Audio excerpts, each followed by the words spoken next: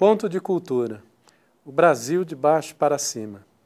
Essa é uma história que eu conto sobre esse Brasil escondido, sobre aldeias indígenas, o que eu encontrei em assentamentos rurais, em favelas, em cidades pequenas. Gente que está fazendo um Brasil diferente, solidário, participativo e muito criativo. Eu abro o livro dedicando aos brasileiros que ainda não conhecemos. Às vezes a gente tem vergonha de nós mesmos, não acreditamos na potência, na nossa capacidade de realização. Isso é uma herança de 500 anos de colonialismo.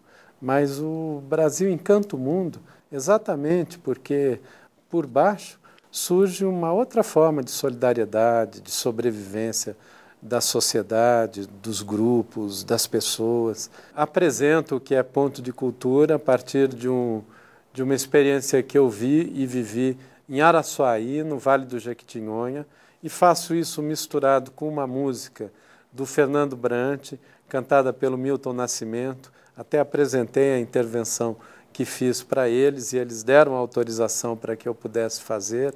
Depois eu vou falando sobre o que é o ponto de cultura, aí contando a história dos índios Yaualapiti, lá no Xingu, e das mulheres Yaualapiti, como elas têm sido importantes na recuperação da cultura desse povo. Depois eu conto a história de todos os pontos a partir de um único ponto de cultura. Isso porque a parte está no todo e o todo está na parte.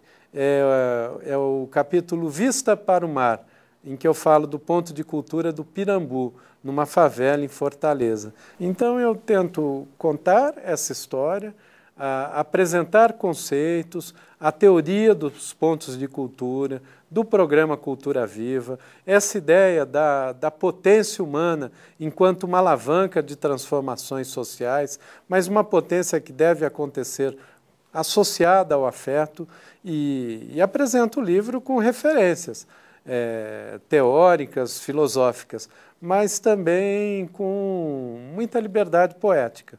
Eu escrevi o livro ao longo de 4 anos, sobretudo em hotéis, aeroportos e aviões. Eu levava o laptop e ia escrevendo histórias que eu ia vendo, histórias de jovens, como os meninos e meninas de Nova Olinda, lá no Araripe, ou história de índios com quem eu tive contato, como Cacique Aritana, os índios Iquepengue, que fazem seus filmes dentro do Parque Nacional do Xingu. Depois das viagens eu ia escrevendo, lapidando, por vezes parei, em alguns momentos eu escrevia textos, capítulos mais teóricos, em outros eu contava histórias.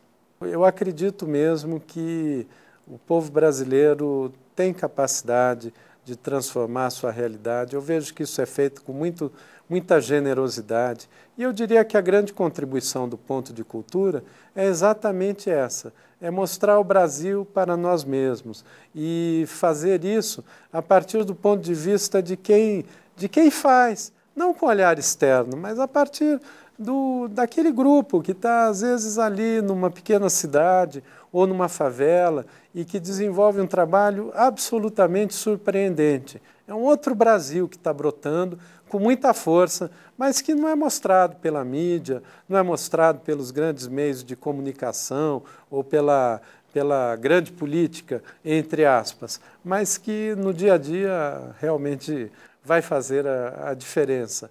Eu deixo o livro sem fim, porque eu acredito que a cultura não tem fim.